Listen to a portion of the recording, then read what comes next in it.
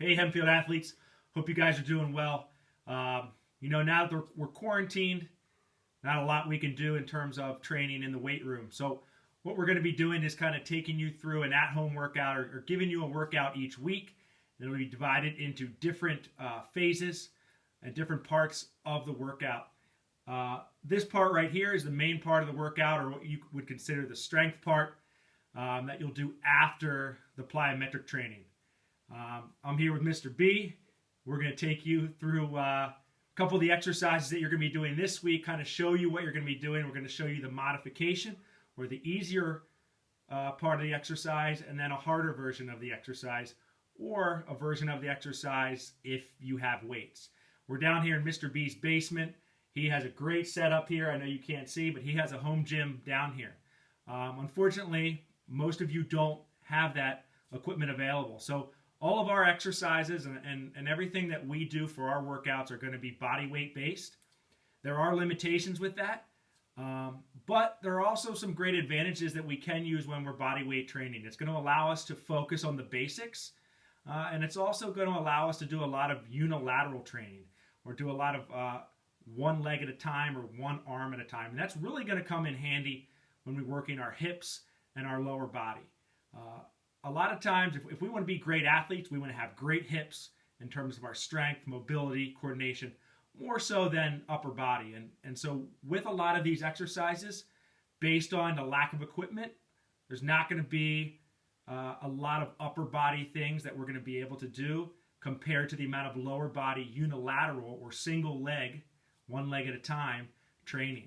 So really it's going to be important for you to buy in and understand, yes, it's just body weight, but if you do it correctly, unilateral training, especially with the legs, is going to be very important to kind of keep you guys in shape and progressing, and also ready to kind of go and hit at full speed when we get back into the weight room. So our first two exercises are the modified push-up in the workout, or a push-up. Your modified version, for those that can't do a regular push-up, knees on the ground, and he's just going to press all the way up and all the way back down till his chest almost hits the ground. Notice as Mr. B's going up and down, he has a neutral spine, right? His head's not up, or his head's not down, okay? And he's going all the way up and down. Notice how it's one line from his knees up to his shoulders, okay? There's no bend at his waist. The regular push-up, we're all familiar with, but just to review, he's up on his feet. Slide forward here, okay? He's going to go down. Again, head neutral, not up, not down. Nice tight core, going all the way up, all the way back down. Nice, slow, controlled movement. Our next exercise will be our single leg, straight leg deadlift. So he's going to start with his knee at 90 degrees and his toes pulled up. That's the starting and finishing point. Nice long core, nice long spine. He's going to look out at me at a spot about 3 feet in front of him. He's going to go down nice and slow and controlled all the way back up. Okay?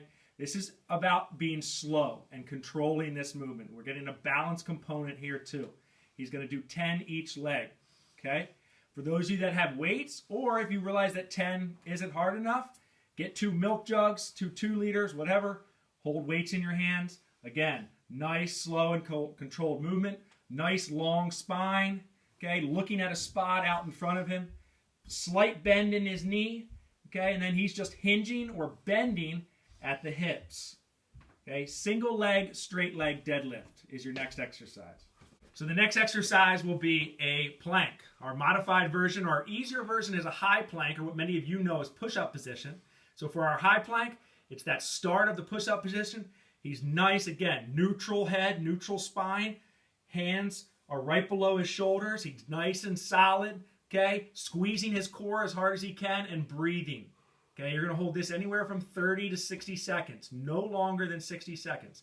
Squeeze that core, squeeze the glutes, okay? Stay nice and compact.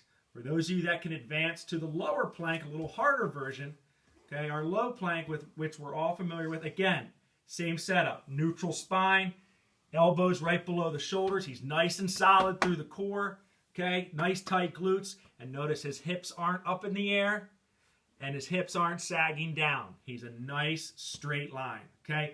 Low plank, a little harder. High plank, a little easier. So our next exercise is a split squat. A lot of you who have trained with us in the weight room, we do rear elevated split squats with our foot elevated. That's the more advanced version. So we're going to show you the simpler version first. Your ankle is right below your knee. He's nice and long in the torso, okay, and in the spine, and then his back knee is just on the ground. He's going to drive up, good, extending, and then slowly back down. Notice how the knee is staying over his ankle. It's not going past his toes. Drive up, nice tight core, slowly back down. To make this a little more challenging, okay, we can elevate our foot. So we usually put them on the blue boxes in the weight room. If you have a chair, okay, or a couch, again, this will make the movement a little harder. But a great way, okay, to unilaterally train our body. Again, start down. So we start bottom up. We get that knee tucked. We make sure our knee is right under our toes, okay? And then he drives up and slow on the way back down, okay? Remember, no hands on our knees. I told him to do that. It's a great demonstrator. Slow on the back down. Drive on the way up, okay? Nice tight core. Rear elevated split squat, okay? Or the regular split squat. Okay, our last exercise in this circuit is going to be a side plank, okay? 3 things with our side plank. First step, engage the core. Second step, raise the hips. Third step, push the hips forward a little bit so your butt is in line with your head and your feet, okay? You got to pull your hips forward as that last part so your hips don't stay behind. And he's showing you the more advanced version, okay, with our legs straight. Again, holding nice and solid, weight is on our shoulder, okay, our core is nice and tight. The modified version, if that's a little too hard, is just bend your legs, okay, and then you're just going to raise the hips, so squeeze the core, raise the hips, and then push the hips forward, pull the hips forward a little bit, so your body stays in a straight line, all right? 3 things to this workout, okay, or this exercise. Engage the core, squeeze it nice and tight, raise the hips, and then pull the hips forward a little bit so they come in line with your head and your feet and they're not sitting behind your body. Side plank. Bent leg is the modified version. Straight feet, regular version.